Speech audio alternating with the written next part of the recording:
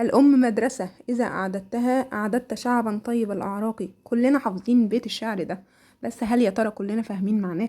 الأم أساس أي حاجة في الدنيا. الأم هي اللي بتعلم وبتربي. سيبكم من الرعاية والأكل والشرب والمذاكرة والكلام ده. سهل قوي إن أي حد يرعى طفلك، يأكله ويشربه ويغير له ويلبسه ويحميه دي اسمها رعاية. إنما التربية إن أنا أعلم ابني الصح والغلط من وجهة نظر الدين، مش من وجهة نظر المجتمع. يعني ما ينفعش أقول له ما تلبسش كذا أصل شكلك، أصل مش عارفة كذا، أصل الناس هتقول عليك إيه، ما تاكلش كذا أصل الناس هتقول علينا إيه. دي مش وجهة نظر الدين. الدين بيقولك كل ما هو طيب، والبس كل ما هو جميل. ده الكلام اللي ديننا بيقول لنا عليه. الأم هي اللي طلعت مين؟ الإمام أنس بن مالك. وإن شاء الله في الروتين الجاي هنتكلم عن الإمام أنس بن مالك باستفاضة. مين تاني؟ الإمام البخاري. طلعت يعني نماذج مشرفة كتير جدا جدا جدا. السلام عليكم ورحمة الله وبركاته. أهلا وسهلا بكم في قناة مملكة أروى. لو أول مرة تشوفي قناتي ما تنسيش تعمل لايك للفيديو واشتراك في القناة. اللهم صل وسلم وزد وبارك على خير خلق الله سيدنا محمد وعلى آله وصحبه أجمعين.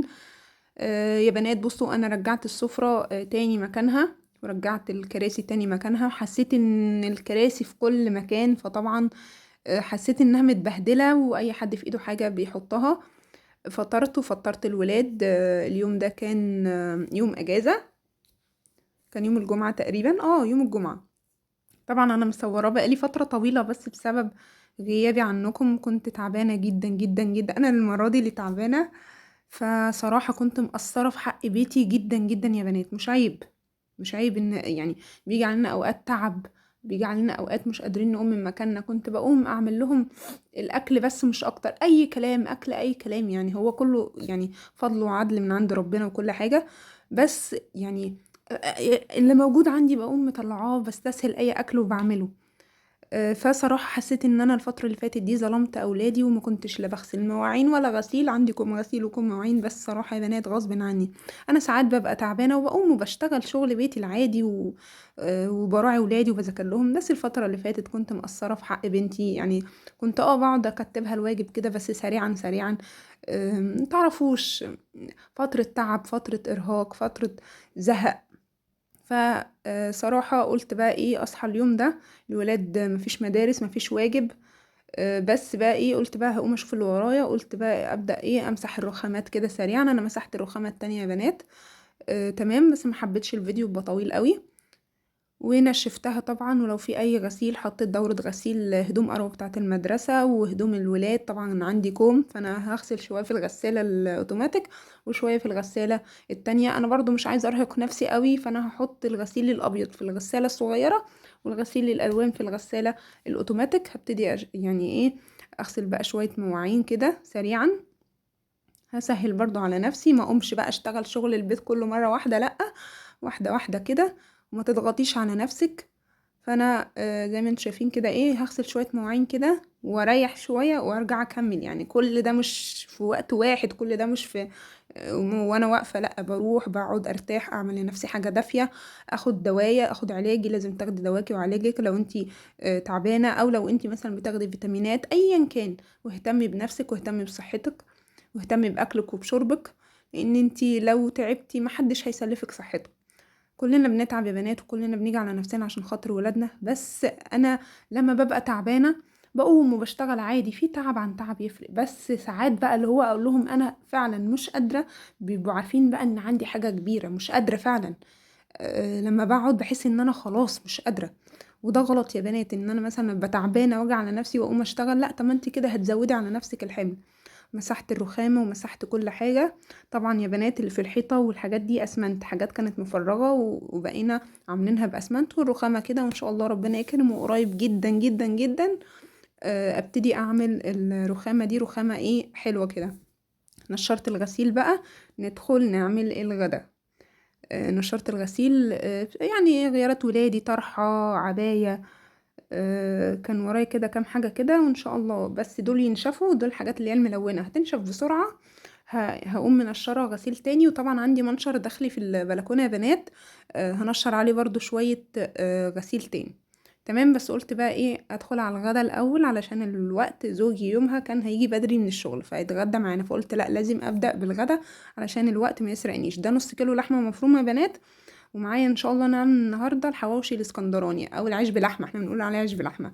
معايا 3 بصلات، هو صراحه ده البصل اللي كان متوفر عندي، ممكن احط كمان بصلتين. ومعايا بنات ايه خضره مشكله كده، كزبره على شبت على بقدونس، بيدي ريحه جباره للعيش بلحمه يا بنات. ومعايا قرنين فلفل حامي وبارد، بس دول مش حاميين، يعني الفلفل ده مش حامي، اللي هو الطويل ده مش حامي. ماشي. انا ما كانش عندي فلفل رومي او كوبي كتير، والفلفل ده مش الوان، اللي هو الملون ده لا ده مش الوان يا بنات، ده فلفل رومي عادي بس ساعات بيبقى ملون كده. ماشي. مش معنى ان احنا هنتكلم في التوفير ومش معنى ان احنا نوفر يبقى اولادنا ما ناكلش اولادنا بروتينات، لا. بصوا يا بنات، اللحمه المفرومه اكتر حاجه ممكن توفري فيها، ممكن ترمي معاكي كميه كبيره كمان. هبتدي بقى اقطع البصل زي ما انتم شايفين، انا قطعت 3 بصلات، طبعا دول اللي كانوا متاحين عندي. ويومها طبعا بعد ما نشرت الجو قلب خالص والدنيا شتيت.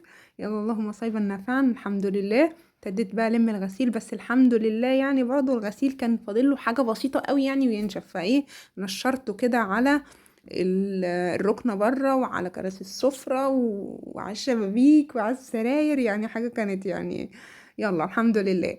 ممكن يا بنات تزودوا البصل عن كده كمان. انا هحط نص كيلو لحمه مفرومه، يبقى هحط قصاده نص بصل. تمام، هيبقى طعمها حلو قوي. الحواوشي او العيش بلحمه بيحب البصل، انت لو كترتي فيه بصل بيبقى حلو قوي. وتحطي فيه فلفل اخضر، وتحطي فيه كمان خضره مشكله، وبحط ملح وفلفل. في العيش بلحمه ما بحبش ازود توابل، بحس انها بتضيع طعم الاكل.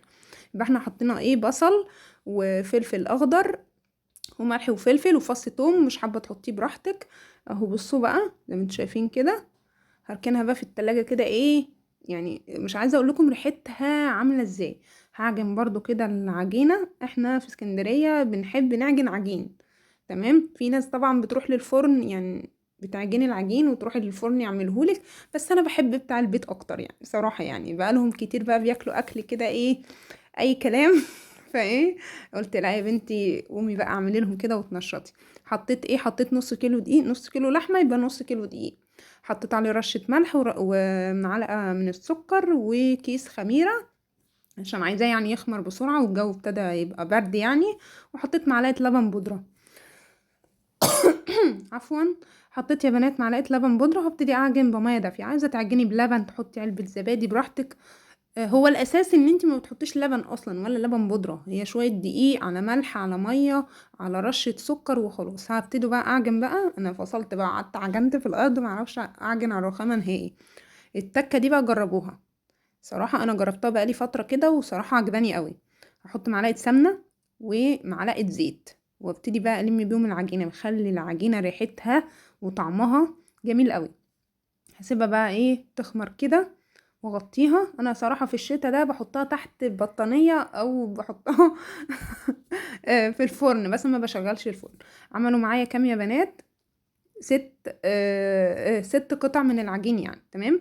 انا عملت معاكم العيش باللحمه في فيديو منفصل قبل كده، بس انا شفت طريقه حلوه قوي يعني للعيش باللحمه عند الراجل وهو بيعمله. قطعتها يا بنات، كورت بقى اللحمه زي ما كورت العجين. عمل معايا 7 قطع، في قطعه تحت الحته اللي في النص دي بس مش باينه. تمام.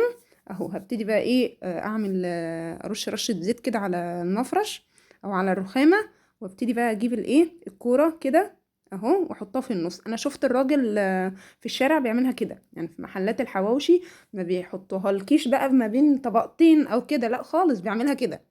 انا شفته بعملها كده، بس حاولي بقى تقفلي القفله دي حلوه قوي علشان ما تفكش منك. هنجيب بقى ايه صينيه ودهنها زيت، هبتدي بقى ايه ابططها كده، بس تاخدي بالك وبالراحه وواحده واحده. زي ما قلت لك اللحمه المفرومه اكتر حاجه ممكن توفري فيها، فانا ايه هبطط كده. خلي بالك برضو وتبقي قافله القفله كويس. هتستوي في قد ايه يا بنات؟ هتستوي في درجه حراره عاليه جدا، يعني علي الفرن على الاخر. تمام. ويعني وخدي بالك منها، عينك عليها واديها وش في الشوايه كده لو فرنك ما بيديش وش في الشوايه. ماشي اهو. هقدم لكم بقى في الاخر يا بنات. فضلت معايا حته كده اهو زي ما انتم شايفين كده. اتفضلت معايا حتة لحمة حطيتها في الفريزر. شايفين بقى اللحمة المفرومة عاملة ازاي، وكمان قصدي العيش بلحمة عامل ازاي تحفة يا بنات، وطعمه وريحته تجنن. بطاطس محمرة بقى وشوية مخلل وشوية سلطة. اتمنى فيديو النهاردة عجبك، ما تنسيش اللايك والشير والاشتراك في القناة، تنسيش تفعل الجرس عشان يوصلك كل جديد من اللي انا بنزله. والسلام عليكم ورحمة الله وبركاته.